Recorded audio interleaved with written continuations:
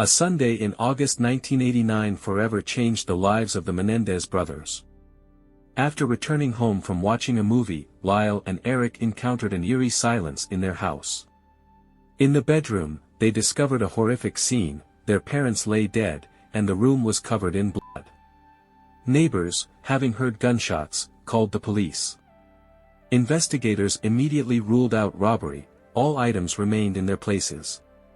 To understand the depth of this tragedy, one must return to the origins of the Menendez family. The story began in Cuba, where José Menendez was born in 1944. His father, a successful soccer player and accounting firm owner, lost all his property during Fidel Castro's revolution. 16-year-old José was sent to the United States to seek a better life.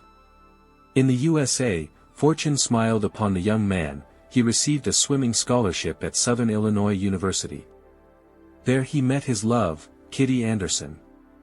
Initially, both families disapproved of their union. Kitty's parents didn't see the immigrant as a worthy match, while José's family considered the girl beneath their social status. However, the young couple ignored these obstacles and secretly married in 1963, moving to New York. Family life quickly gained momentum. In 1968, their firstborn Lyle was born, and soon after moving to Princeton, where José began working at Hertz, their second son Erik arrived.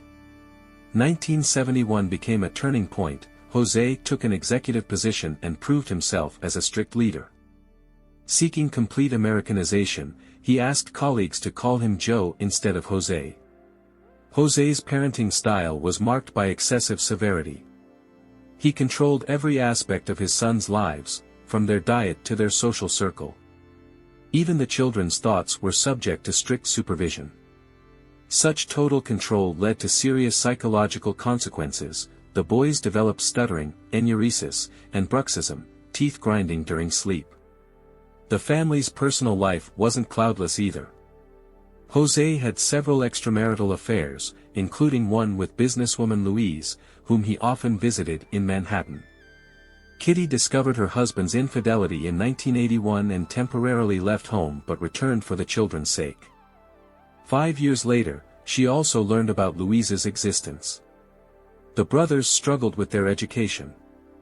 At Princeton's private school, both showed mediocre results.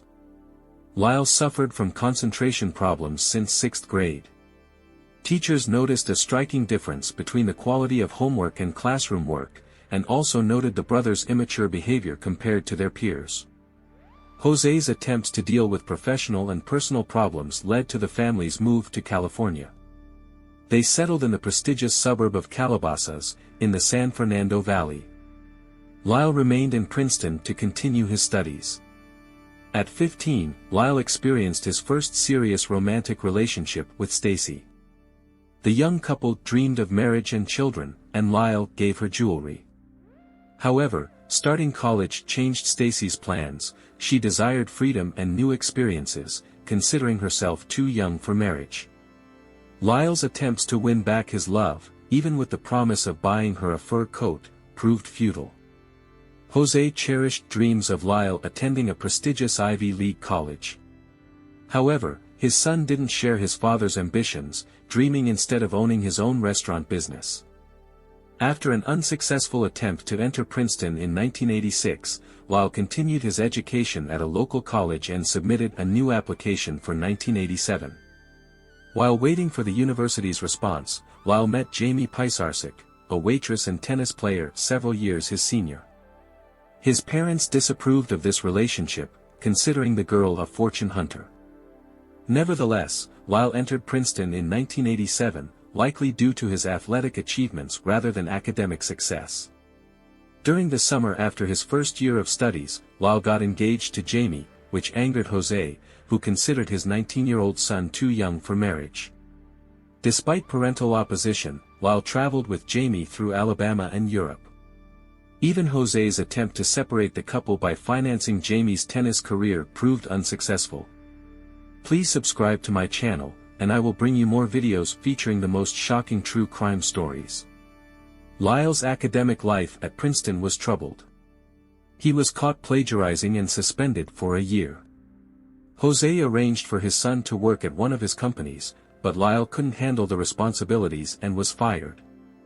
In fall 1988, Lyle returned to Princeton, continuing his relationship with Jamie.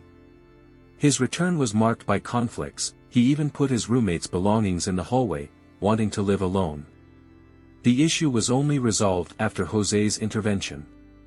Erik, the younger brother, spent his life trying to emulate Lyle but often remained in his shadow. Both brothers had difficulties communicating with peers. Like Lyle, Erik showed mediocre academic results, often relying on his mother's help with homework. He painfully realized that their father was grooming his older brother for the future role of family head. The move to California in 1986 gave Erik an opportunity to start a new life at Calabasas High School. He found friends among like-minded rebels. Kitty worried about her son's sexual orientation and insisted he find a girlfriend. Erik's brief relationship with a classmate ended after an incident at a party where he locked the girl in a room following an argument. She later described him as the weirdest guy she had ever known. Later, Erik began dating Janice, who, unlike Lyle's girlfriends, was liked by both parents. However, his most important relationship became his friendship with Craig Signorelli, the tennis team captain. Together they wrote a screenplay called Friends, a story about a young man who kills his family to quickly obtain his inheritance. In summer 1988, the brothers began a series of burglaries of friends' houses in Calabasas, stealing property worth about $100,000. They were caught after stolen items were found in Erik's car. Jose hired a lawyer who negotiated a deal. Erik took all the blame, avoiding jail but receiving community service and psychological counseling. Their father paid victims $11,000 in compensation. The case caused a stir in Calabasas, making neighbors feel unsafe. Jose blamed Erik's friends for the crimes and, complaining about threats to the family, decided to move to Beverly Hills. The brothers were also suspected in April 1988 burglaries in New Jersey, at Hertz Rent-A-Car offices and the Friends of Open Space organization. The stolen office equipment was valued at approximately $10,000. The offices were located in the former Menendez house, sold in summer 1987. Police linked Lyle to the crimes through an informant who told about Lyle bragging about recording the burglary. Jose's professional life was successful. His contract with Live Entertainment was extended until the end of 1995.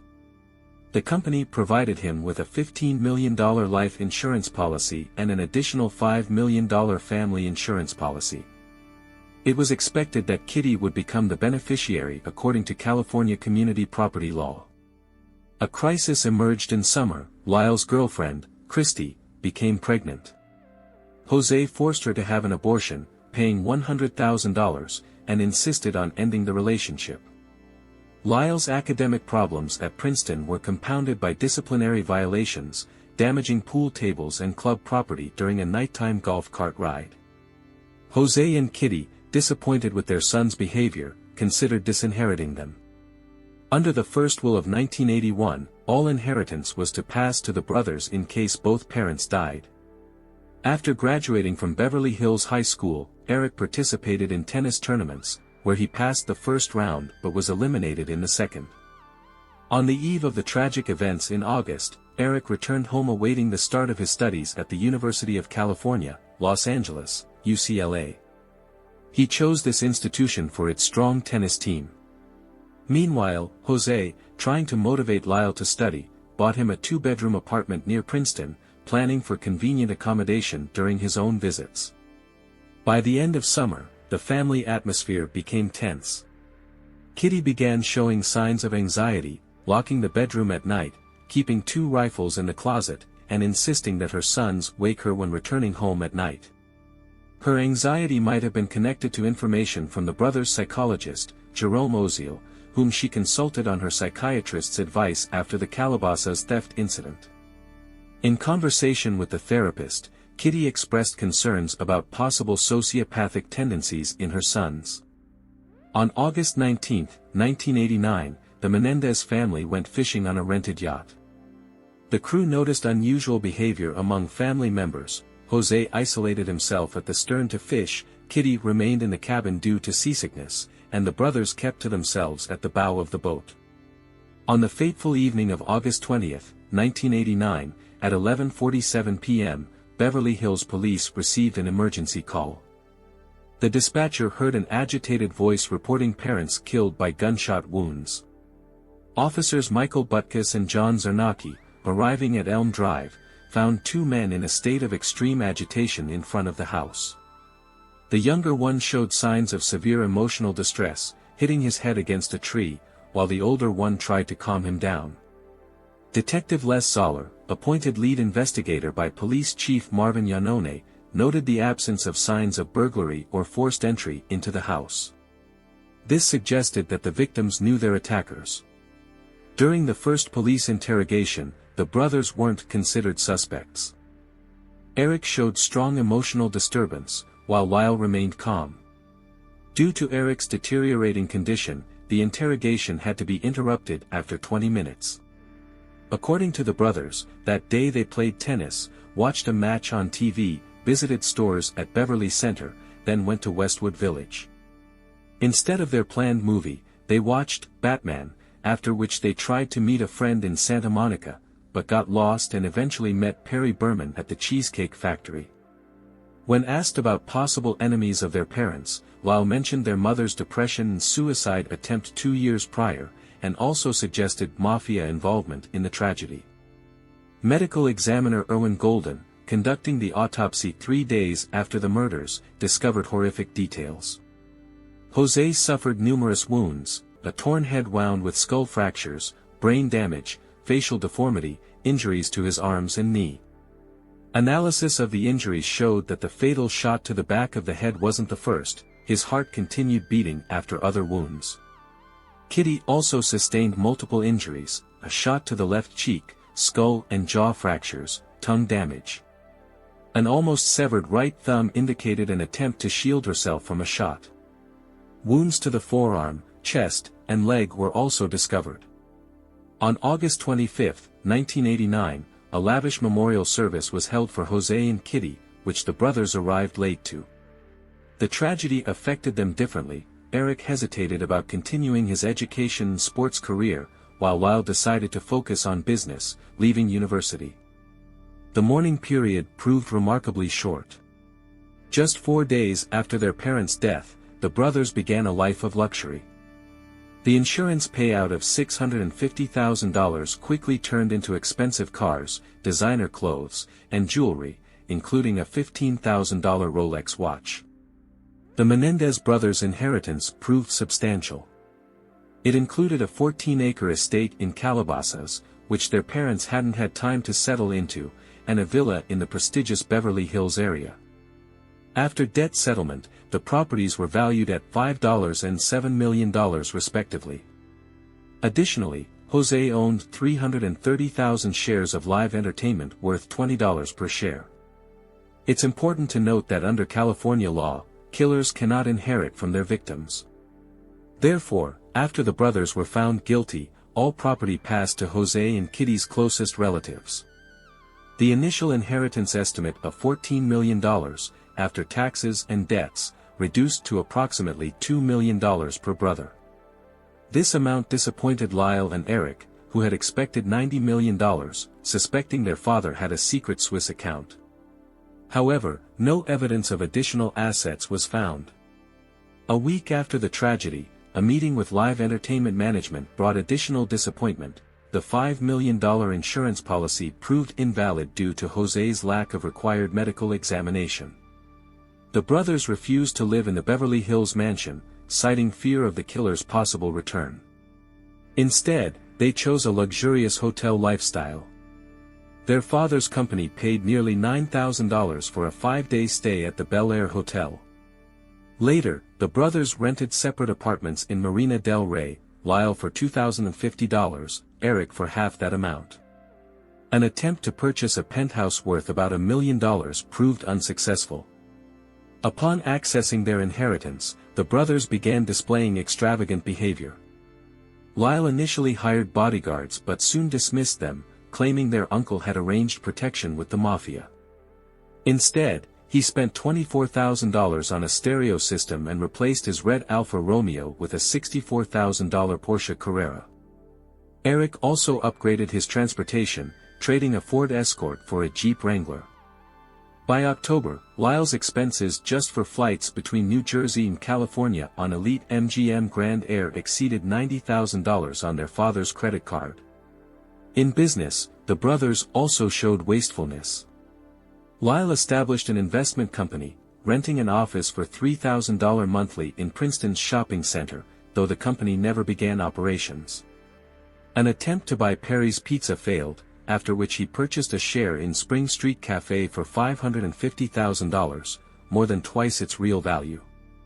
Renamed to Mr. Buffalo's, the establishment became unprofitable due to free service for the owner's friends. Erik also failed in business, losing $40,000 in an attempt to organize a rock concert due to partner fraud. After this, he decided to focus on professional tennis, hiring a trainer for $60,000 per year. Investigation by detectives Les Zoller and Tim Linehan revealed numerous suspicious circumstances.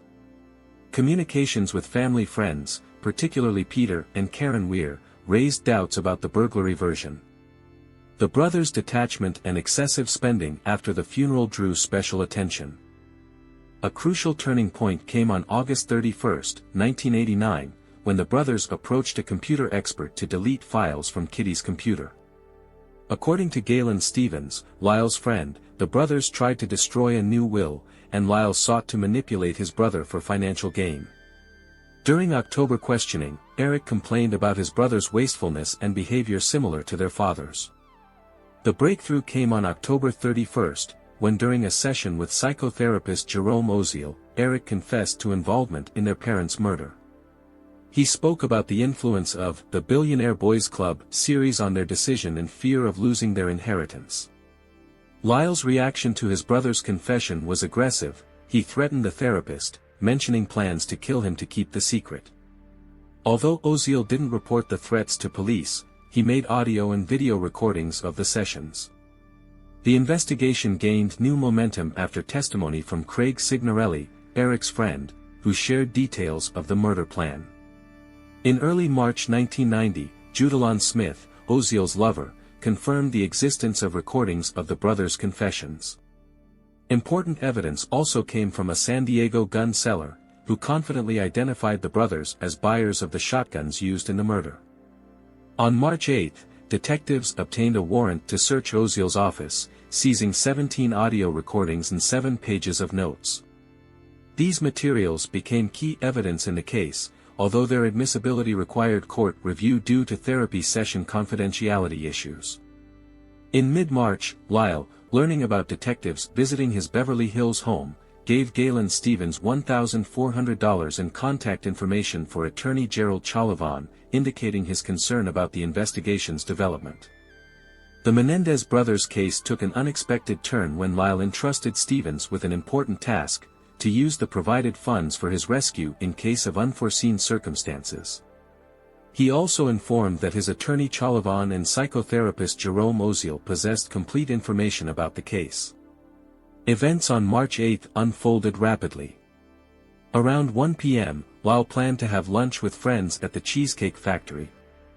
However, on Elm Drive, near the mansion where Maria Menendez, Jose's mother, lived, police were already waiting. Law enforcement surrounded the house. As Lyle's Jeep approached, Stevens noticed 7 police Fords with activated emergency lights. Lyle's attempt to back away ended in a collision with a truck blocking the path. Police detained everyone in the vehicle, and Lyle himself was taken to the West Hollywood station. That same day, prosecutor Ira Reiner held a press conference, naming greed as the main motive for the crime. He emphasized the case's particular severity, noting that the brothers faced the death penalty if found guilty. The Menendez family took Lyle's arrest with great pain. Uncle Carlos Baralt publicly declared the entire family's support for their nephews.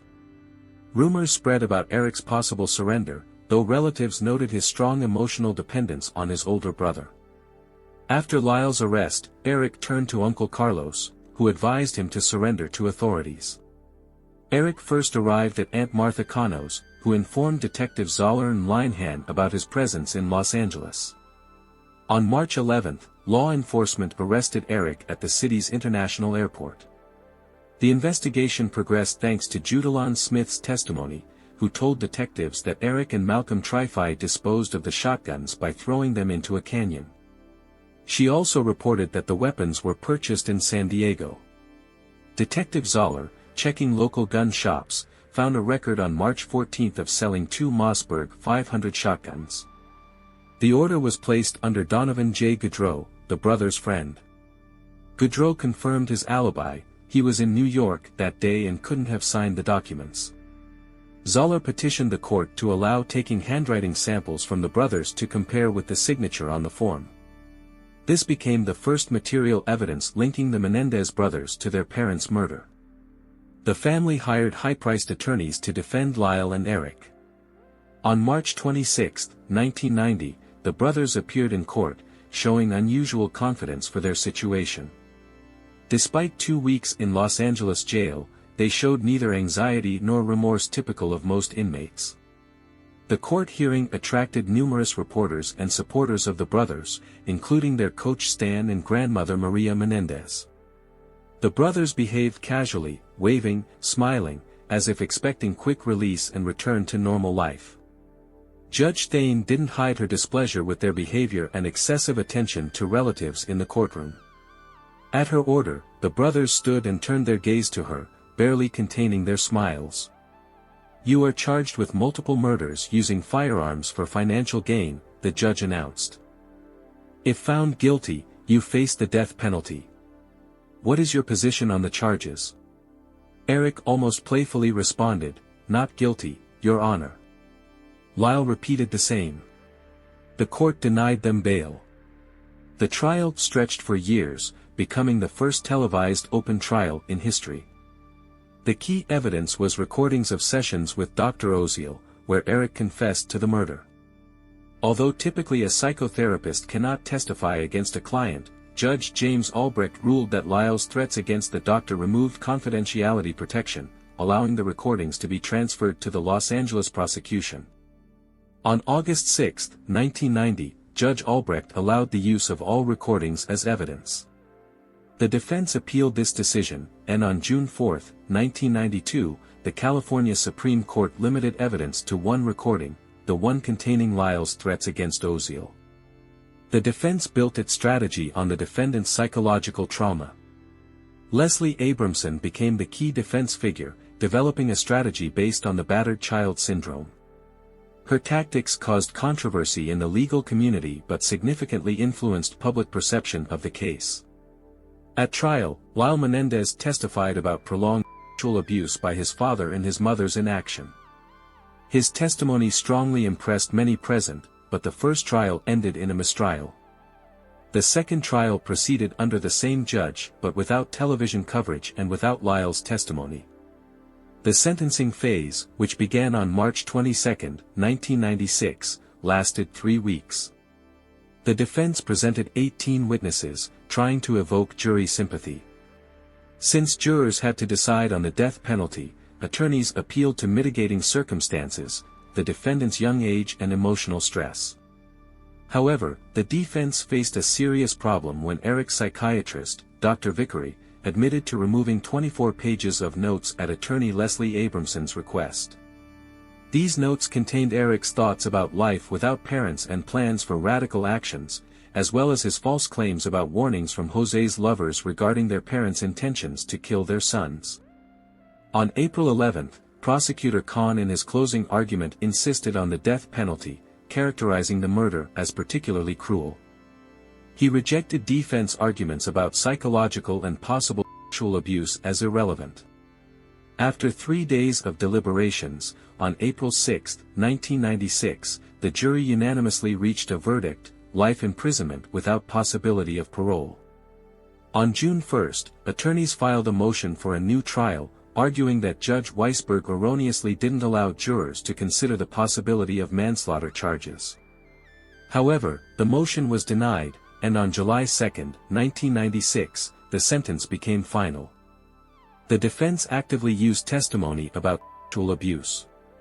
According to the brothers, Lyle experienced abuse from his father, and Kitty ignored this, possibly due to her own fear of her husband. The brothers discussed this with cousin Andy Cano, asking about similar experiences, which surprised him. Diana Vander Molen, their cousin, claimed she informed Kitty about Jose's harassment of Lyle, but she denied it. Evidence included photographs of the underage brothers allegedly taken by their father. According to the brothers, he threatened them with death for disclosure, and a final confrontation occurred on August 20, 1989, immediately before the murder. The traumatic childhood experience affected the brothers' behavior. In their teens, they attempted violence against their cousin Diana Vander Molen during her summer visits.